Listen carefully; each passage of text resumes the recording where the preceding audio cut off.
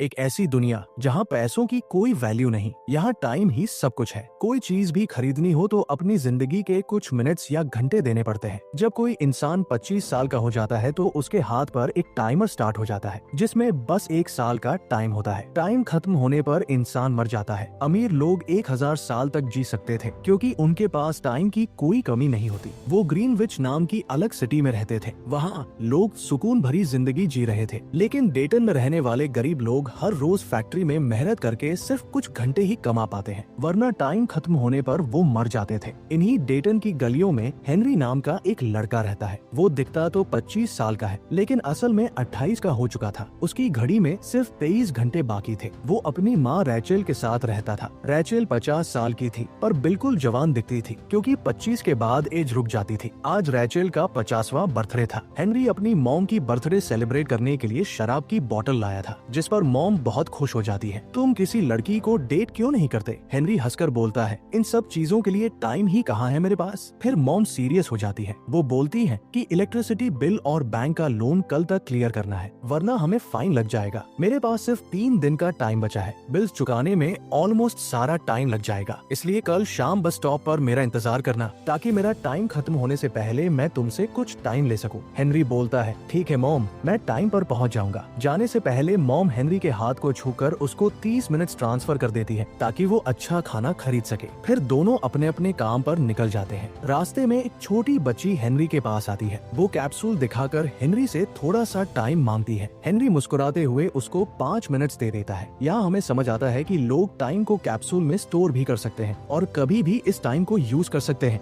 बिल्कुल एक power bank की तरह। फैक्ट्री पहुंचकर हेनरी कॉफी लेने जाता है लेकिन वहाँ देखता है कि प्राइसेस रात भर में डबल हो चुकी थी। पहले कॉफी 2 मिनट की मिलती थी लेकिन अब इसकी प्राइस 4 मिनट हो चुकी थी। कोई अनाउंसमेंट भी नहीं होती, बस ऐसे ही प्राइस बढ़ा दिया जाता है। हेनरी को बहुत गुस्सा आता है लेकिन मजबूरी में वो कॉफी के लिए 4 मिनट्स पे करता है और काम शुरू कर देता है। काम खत्म होने के बाद हेनरी अपने दोस्त के साथ क्लब में जाता है। हेनरी का दोस्त एक नंबर का शराबी था। वो हेनरी को बताता है कि सामने बैठा ये आदमी सबको फ्री में दारू पिला रहा है क्योंकि उसके पास बहुत ज्यादा टाइम है। जब हेनरी उस आदमी की तरफ देखता है तो देखता है कि उसको लड़कियों ने घेरा हुआ है। उसकी घड़ी पर 116 साल का टाइम दिखाई दे रहा होता है। हेनरी समझ जाता है कि ये आदमी ग्रीनविच सिटी से आया है क्योंकि डेटन में लोगों के पास ज्यादा से ज्यादा 2-4 दिन का ही टाइम होता है। हेनरी उस अमीर आदमी के पास जाकर उसे वार्निंग देता है, यहाँ तुम्हें यहाँ नहीं आना चाहिए था। ये जगह चोरों से भरी हुई है। ये लोग तुम्हें मारकर तुम्हारा सारा टाइम छीन लेंगे, इसलिए अभी के अभी यहाँ से निकल जाओ। लेकिन वो अमीर आदमी हेनरी की बातों को सीरियसली नहीं लेता और इग्नोर कर देता है। तभी क्लब में फोर्टिस नाम का खतरनाक गुंडा अपने पूरे ग्रुप के साथ आ जाता है। उसे देखकर क्लब के सारे लोग डर के मारे बाहर भागने लगते हैं। असल में ये शहर के सबसे बड़े गुंडे थे जो लोगों से जबरदस्ती उनका टाइम लूट लेते थे। हेनरी का दोस्त उसे पकड़कर बाहर ले जाने की कोशिश करता है लेकिन हेनरी मना कर देता है। तो उसका दोस्त उसे समझाता है कि अगर हम यहाँ रुके तो फोर्टिस हमारा टाइम भी चुरा लेगा। इसके बाद हेनरी कहता है कि तुम यहाँ से निकल जाओ और मेरी फिक्र मत करो। इसके बाद वो एक कोने में छुपकर सब कुछ देखने लगा।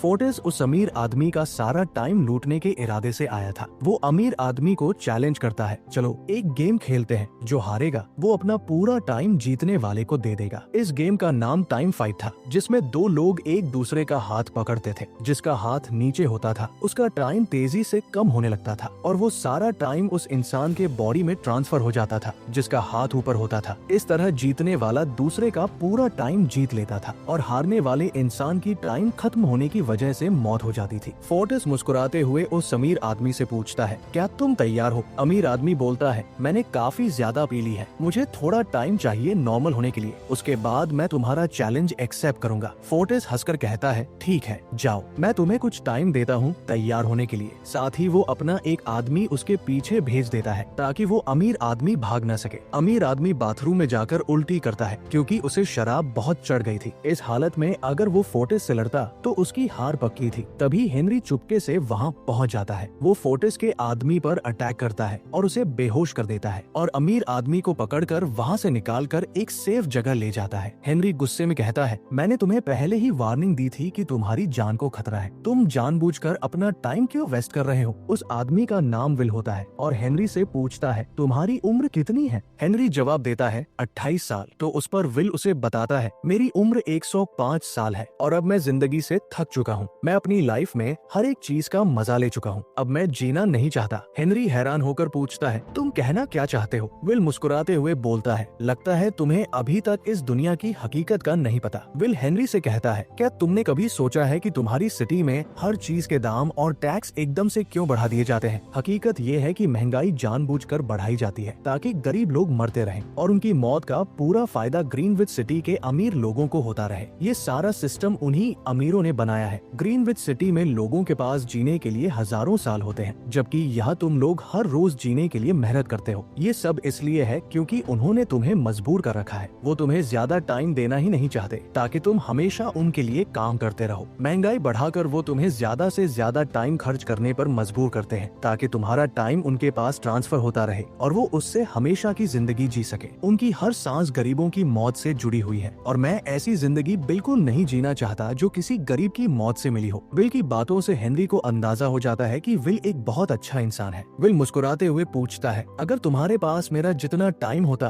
तो तुम क्या करते? हेनरी हंसकर बोलता है, सबसे पहले मैं घड़ी देखना छोड़ देता क्योंकि अभी भी मेरे पास सिर्फ 18 घंटे बचे हैं। मैं हर वक्त घड़ी देखता रहता हूँ क्योंकि डर लगता है कहीं टाइम खत्म न हो जाए और मैं मर न जाऊँ। हेनरी ये भी बताता है कि मैं अपनी मॉम के साथ रहता हूँ, मेरा उनके अलावा इस दुनिया में और कोई नहीं। मैं उनको छोड़ना नहीं चाहता, वो भी मेरी तरह घर संभालने के लिए दिन रात मेहनत करती है। फिर वो बोलता है कि अगर मेरे पास तुम्हारे जितना टाइम होता तो मैं उनके लिए ग्रीनविच सिटी में एक अच्छा सा घर खरीदता और हम दोनों वहाँ खुशी से जिंदगी जीते। फिर हेनरी कहता है, बाहर खतरा है, आज रात हमें यही रुकना पड़ेगा, कल सुबह तुम अपने घर वापस लौट जाना। दोनों थककर सो जाते हैं। सुबह विल उठता है और देखता है कि हेनरी अभी भी गहरी नींद में है। वो हेनरी के पास आता है और अपना सारा टाइम उसमें ट्रांसफर कर देता है और खुद के पास सिर्फ कुछ मिनट छोड़कर एक ब्रिज पर जाकर बैठ जाता है। जब हेनरी की आंख खुलती है तो वो देखता है कि विल वहाँ नहीं था। वो अपनी घड़ी देखता है और हैरान रह जाता है, उसमें 116 साल ऐड हो चुके थे। हेनरी को यकीन नहीं आता। तभी उसकी नजर खिड़की पर पड़ती है जहाँ विल ने लिखा था, मेरा टाइम बर्बाद मत करना। हेनरी तुरंत समझ जाता है कि विल ने अपना सारा टाइम उसे दे दिया है। तभी हेनरी ने विल को एक ब्रिज पर बैठे देखा। वो विल की तरफ दौड़ता है लेकिन देर हो चुकी थी। विल का टाइम खत्म हो चुका था। थोड़ी देर बाद उसे एक झटका लगता है और वो ब्रिज से नीचे पानी में गिरकर मर जाता है। हेनरी को विल की मौत का बहुत दुख होता है। अब हेनरी के पास 116 साल थे। उसे पता था कि यहाँ रुकना सेफ नहीं क्योंकि लोग सोचेंगे कि उसी ने विल को मारा है टाइम के लिए। वो तुरंत अपने दोस्त के पास जाता है। उसका दोस्त हेनरी के हाथ पर इतना टाइम देखकर हैरान रह जाता है। हेनरी दोस्ती के लिए उसे 10 साल ट्रांसफर कर देता है जिससे उसका दोस्त हेनरी का दिल से शुक्रिया अदा करता है। हेनरी बोलता है, यहाँ रहना अब मेरे लिए सेफ नहीं, इतना टाइम देखकर कोई भी मुझे मार देगा। अब मैं मॉम के लिए ग्रीनविच सिटी में घर खरीदूंगा। इसके बाद हेनरी वहाँ से चला जाता है और बस स्टॉप पर जाकर अपनी मॉम का इंतजार करने लगता है, उसी बस स्टैंड पर जहाँ उसकी माँ ने मिलने का बोला था। इधर हेनरी की मॉम सारे लोन्स और इलेक्ट्रिसिटी बिल भरने के बाद बस में चढ़ने आती है, लेकिन काउंटर पर देखती है कि एक ही दिन में टिकट के दाम डबल हो गए हैं। जो टिकट पहले 1 घंटे में आती थी उसी टिकट की प्राइस अब 2 घंटे हो गई थी। ये देखकर मॉम परेशान हो जाती है क्योंकि उनके पास सिर्फ 1 घंटा बचा था। वो ड्राइवर से रिक्वेस्ट करती है, अगले स्टॉप पर मेरा बेटा बाकी का टाइम तुम्हें दे देगा, लेकिन ड्राइवर साफ मना कर देता है और बस वहाँ से चली जाती है। हेनरी की मॉम के पास टाइम बहुत कम बचा था, इसलिए वो अपने घर की तरफ भागना शुरू कर देती है। दूसरी तरफ हेनरी बस स्टेशन पर मॉम का इंतजार कर रहा था, लेकिन जब बस आती है तो उसकी मॉम उसमें नहीं होती। हेनरी परेशान होकर अपनी मॉम को ढूंढने निकल पड़ता है। मॉम हेनरी से मिलने के लिए दौड़ रही थी कि तभी उसका टाइम खत्म हो जाता है और वो हेनरी की बाहों में गिरकर मर जाती है। हेनरी बहुत ज्यादा दुखी हो जाता है क्योंकि 116 साल का टाइम होने के बावजूद वो अपनी मॉम को बचा नहीं पाया। उसने सोचा था कि मॉम को ग्रीनविच ले जाएगा और बाकी जिंदगी दोनों वहाँ खुशी से गुजारेंगे। इधर विल की मौत की इन्वेस्टिगेशन शुरू हो जाती है।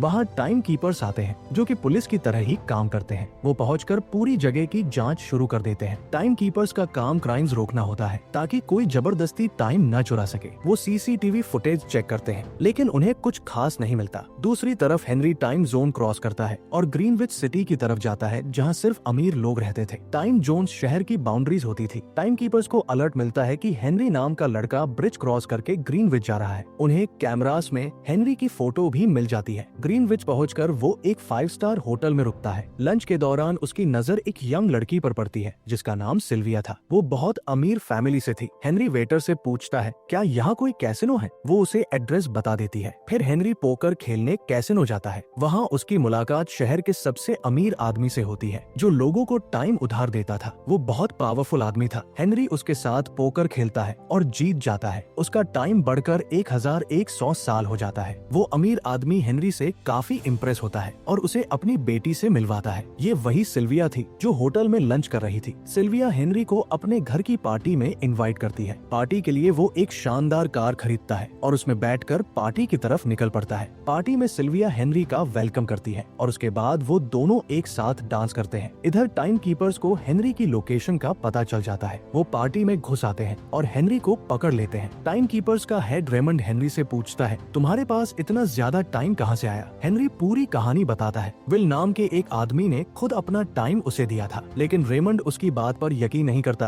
और हेनरी का सारा टाइम ले लेता है। अब हेनरी के पास सिर्फ 2 घंटे होते हैं। इसी वक्त सिल्विया और उसके फादर को भी पता चल जाता है कि हेनरी एक चोर है जो पुरानी सिटी से आया है। हेनरी मौका देखकर टाइम कीपर्स पर हमला कर देता है और गन की मदद से सिल्विया को लेकर वहां से भाग जाता है। टाइम कीपर्स उसका पीछा करते हैं, लेकिन हेनरी भागने में कामयाब हो जाता है। कार में सिल्विया कहती है मुझे तुम पर भरोसा नहीं करना चाहिए था। हेनरी जवाब देता है तुम्हें नहीं पता डेटन में रोज कितने लोग टाइम की वजह से मरते हैं। ये सब तुम्हारे फादर जैसे लोगों की वजह से होता है जो इंटरेस्ट पर टाइम उधार देते हैं। तभी कार के नीचे कुछ आ जाता है जिससे टायर पंक्चर होने की वजह से उनका एक्सीडेंट हो जाता है और दोनों बेहोश हो जाते हैं। तभी फोर्टिस वहां पहुंच जाता है जो कि हेनरी का पीछा कर रहा था। असल में वो जाल फोर्टिस ने ही बिछाया था हेनरी को पकड़ने के लिए। वो हेनरी की घड़ी चेक करता है जिसमें सिर्फ 2 मिनट बचे थे। फिर सिल्विया का टाइम देखता है जो बहुत ज्यादा था। फोर्टिस सिल्विया का सारा टाइम चुरा लेता है। जब उसे पुलिस की आवाज सुनाई देती है तो वो वहाँ से भाग जाता है। थोड़ी देर बाद दोनों होश में आते हैं। सिल्विया अपनी घड़ी देखती है और हैरान रह जाती है। हेनरी अपने उस दोस्त के घर जाता है जिसे उसने 10 साल दिए थे। दोस्त की वाइफ बताती है कि 10 साल मिलते ही वो हद से ज्यादा शराब पीता था और इसी वजह से उसकी मौत हो गई। हेनरी समझ नहीं पाता अब क्या करे। तब उसकी नजर सिल्विया के इयररिंग्स पर पड़ती है। वो इयररिंग्स बेचकर 2 दिन का टाइम खरीद लेता है। फिर हेनरी सिल्विया को अपने एरिया में ले जाता है जहाँ वो गरीबों की रोज की जिंदगी को करीब से देखती है और लोग जिंदा रहने के लिए कितनी मेहनत करते हैं। अगला दिन आता है और बैंक खुलता है, लेकिन सिल्विया के फादर ने अभी तक टाइम जमा नहीं किया था। जब सिल्विया गरीब लोगों की जिंदगी को देखती है तो उसे उन पर बहुत तरस आता है। इसके बाद वो हेनरी से कहती है हम दोनों मिलकर टाइम जोन्स बदल सकते हैं। इससे डेटन जैसे एरियाज के गरीब लोगों को बहुत फायदा होगा। हेनरी बोलता है ये इतना आसान नहीं। इसके बाद वो सिल्विया को उसके फादर को कॉल करने का कहता है। तभी रेमंड वहाँ आ जाता है। जब वो हेनरी को मारने ही वाला होता है तो सिल्विया उस पर गोली चला देती है। हेनरी रेमंड को थोड़ा टाइम देता है और दोनों उसकी कार लेकर वहाँ से भाग जाते हैं। सिल्विया हेनरी से पूछती है तुमने उसे टाइम क्यों दिया। हेनरी बोलता है उसके पास ज्यादा टाइम नहीं था। अगर मैं उसे टाइम न देता तो वो मर जाता। रेमंड हमेशा अपनी सैलरी एक कैप्सूल में रखता था और सफर के लिए सिर्फ 1 दिन का टाइम साथ लेता था। सिल्विया और हेनरी फैसला करते हैं कि वो सिल्विया के फादर के बैंक को लूट लेंगे जहाँ ढेर सारे टाइम कैप्सूल्स रखे होते हैं। वो दोनों एक गाड़ी लेकर बैंक में आते हैं और वहाँ से सारे टाइम कैप्सूल्स चुरा कर गरीब लोगों में बांट देते हैं। हर गरीब इंसान कैप्सूल्स पर टूट पड़ता है। सिल्विया के फादर को भी खबर मिल जाती है कि उसकी बेटी ने हेनरी के साथ मिलकर बैंक लूट लिया है। अगला दिन आता है। सिल्विया और हेनरी एक होटल रूम में आराम कर रहे होते हैं। तभी रेमंड वहाँ पहुँच जाता है। जब हेनरी उन्हें देखता है तो वो दोनों खिड़की से कूदकर बाहर निकल जाते हैं। रेमंड उनके पीछे भागता है, लेकिन दोनों एक बस में चढ़कर भागने में कामयाब हो जाते हैं। रात में हेनरी और सिल्विया एक दूसरे होटल में रुकते हैं। इधर फोर्टिस डेटन के लोगों से हेनरी और सिल्विया के बारे में पूछताछ कर रहा होता है क्योंकि उन दोनों पर 10 साल का इनाम रखा गया था। एक आदमी उनके होटल का एड्रेस बता देता है। फोर्टिस अपने साथियों के साथ होटल पहुंच जाता है और रूम में घुसकर दोनों को पकड़ लेता है। फोर्टिस इस बार हेनरी से आर्म रेसलिंग के लिए चैलेंज करता है। चैलेंज शुरू होता है और हेनरी फोर्टिस का सारा टाइम छीन लेता है और चालाकी से फोर्टिस के सारे आदमियों को मार देता है। फोर्टिस का टाइम खत्म होने की वजह से वो भी मारा जाता है। अगला सीन में हेनरी एक बैंक देखता है जहाँ टाइम रेट और बढ़ा दिए जाते हैं। लोन पर इंटरेस्ट रेट 37% कर दिया जाता है। ये देखकर हेनरी बहुत ज्यादा परेशान हो जाता है क्योंकि गरीब लोग अब इतना महंगा टाइम खरीद नहीं पाएंगे। सिल्विया कहती है, मैं पापा के पास जाऊंगी और उनका टाइम छीन लूंगी और हम वो सारा टाइम गरीब लोगों में बांट देंगे। सिल्विया अपने फादर के पास जाती है और कहती है कि वो सरेंडर करने आई है। इसी वक्त हेनरी गार्ड के रूप में उसके पीछे गन लिए खड़ा होता है। हेनरी गन पॉइंट पर सिल्विया के फादर को उस जगह ले जाता है जहाँ वो अपना टाइम छुपा कर रखता था। वहाँ एक बड़ा टाइम कैप्सूल होता है जिसमें 1,00,000 साल का टाइम भरा होता है। हेनरी उसे बताता है, ये सारा टाइम मैं गरीबों में बांट दूंगा और वो दोनों कैप्सूल लेकर वहाँ से भाग निकलते हैं। रेमंड को भी ये खबर मिल जाती है और वो अपनी गाड़ी लेकर उनके पीछे लग जाता है, लेकिन किसी तरह हेनरी और सिल्विया डेटन एरिया में पहुँच जाते हैं। इसी दौरान रेमंड अपनी कार से उनकी कार पर अटैक कर देता है जिससे दोनों गाड़ियाँ रुक जाती है। हेनरी अपनी कार से उतरता है और टाइम कैप्सूल एक छोटी सी लड़की को दे देता है। इसके बाद वो लड़की से कहता है, इस टाइम को गरीबों में बांट दो। रेमंड गन तानकर दोनों के सामने खड़ा हो जाता है, लेकिन वो लड़की टाइम कैप्सूल खोलकर टाइम बांटना शुरू कर देती है जिससे वहाँ लोगों की भीड़ जमा हो जाती है और इसका फायदा उठाकर हेनरी और सिल्विया वहाँ से भाग जाते हैं। रेमंड अपनी कार में उनका पीछा करता है। थोड़ी दूर जाकर रेमंड गन लेकर उनके सामने आ खड़ा होता है। उस वक्त रेमंड के पास भी सिर्फ थोड़ा सा टाइम बचा होता है। रेमंड इनका पीछा करने की वजह से आज की सैलरी का टाइम लेना भूल जाता है। थोड़ी देर बाद जब वो टाइम देखता है तो उसके पास सिर्फ कुछ सेकंड्स बचे थे और टाइम खत्म होते ही वो वहीं गिरकर मर जाता है। उसके बाद हेनरी और सिल्विया रेमंड की कार से उसकी सैलरी ले लेते हैं। इससे उन दोनों के पास बहुत ज्यादा टाइम आ जाता है। न्यूज चैनल्स पर दिखाया जाता है कि डेटन के लोग ग्रीनविच सिटी की तरफ जा रहे हैं। 1,00,000 साल वाला कैप्सूल बांटने की वजह से अमीरों का पूरा सिस्टम तबाह हो जाता है। अब डेटन के गरीब लोगों के पास बहुत ज्यादा टाइम था। अब उन्हें हर रोज टाइम कमाने के लिए मेहनत नहीं करनी पड़ेगी और वो सभी लोग अपने सपने पूरे कर सकते हैं। और इसी के साथ ये फिल्म खत्म हो जाती है। अगर वीडियो पसंद आई तो लाइक और चैनल को सब्सक्राइब करना न भूलना।